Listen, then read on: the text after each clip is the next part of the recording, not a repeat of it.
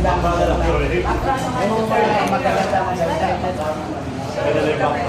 Talaga sa campaign ng nagsalita sa isang campaign. Sa campaign sa... Oo. Naalala mo pa mo? Huwag mo ipapalala. Ano kami, ano sila, ang slogan nila, ay mali. Ay, mali. Ikaw. Hindi, ay mali pa ngayon. Ma'am, may mga paggalaw po ang Duterte supporters. Ano po ang activity natin ngayon? Nandito lang kami para magbigay ng suporta sa ating dating Pangulong Rodrigo Roa Duterte doon sa hinain na kaso laban sa kanya. Ngayon ba, ma'am, sa mga Duterte supporters, gaano ba kahalaga na yung boses po ninyo ay nadidinig sa buong Pilipinas to show off na talagang buhay na buhay pa ang diwa ng mga Pilipino sa ilalim ng liderato doon ni Pangulong Duterte?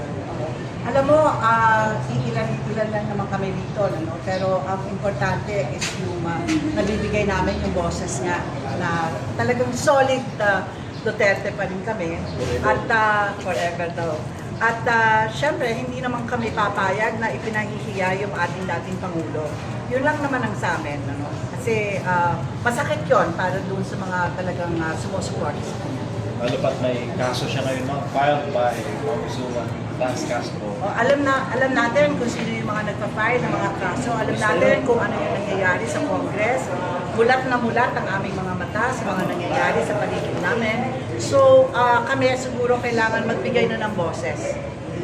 May mga panawagan din kanina, ma'am, na ilabas daw ng Congress yung audit nila, yung open the books ang bagay ng panawagan. Kaisa din po ba kayo sa panawagan? Oo, syempre, di ba?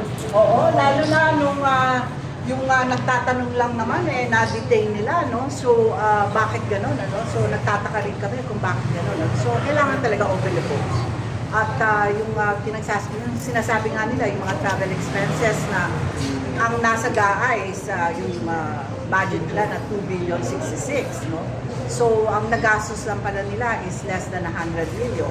So, gusto naman natin malaman kung saan nangyari, saan napunta yung mga ibang travel expenses. No? Ma'am, mensahe po ninyo kay former President Duterte at kay Vice President Sara Duterte. Yung kay dating Pangulong Duterte, sana, sabi naman niya, baka bumalik siya sa politika. So, yun, meron din kaming panawagan na sana nga bumalik na siya sa politika. Kailangan namin yung ganung klaseng leadership na pinakita niya for 6 years. Baka naman pwede magsalita rin yung aking mga kasamahan. Sige po, sir. Kayo, sir. We will support Duterte until forever. Yes. Tumino ang bayan sa time niya. Sana dito ulit siya, hindi namin siya iiwan hanggang sa huling patak ng lumayan. Si Ma'am Elizabeth naman. Ma'am, kayo po. Maraming salamat sa pagkakataong maipakita ko ang suporta ko sa dating Pangulong Duterte dahil hinahangaan ko siya noon pa. Kinampanya ko siya. Hindi ko siya pwede pabayaan ngayon dahil ayaw ko magkamali uli. Dapat tulungan ko at suportahan ang sana tumakbo siya uli. Sana, para kasi hindi ako nagkamali sa kanya Hindi ako nagkamali sa kanya.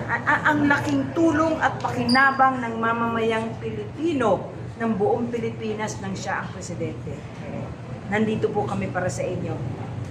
Kado. Pati pa. Well, nakikisa lang kami at sana naman ay mamayani na ang sobriety at kasi mayroong mga hindi sober na namumuno sa ating bayan ngayon ay sana bumalik yung sobriety katulad ng panahon ng dating Pangulong Rodrigo Duterte. Maraming salamat po. Magsasalita rin po yung aming kasama na si Ma'am Sally. Yes. Maraming salamat. Kalit pa bundok, bumaba. Duterte hanggang sa uling patak ng dugo. Yes! Duterte! Duterte tayo, Yes! Pwede na makuha ko sa camera? Saan si Nancy? Okay! Benito! Okay, go! Duterte! Duterte! Duterte! Duterte!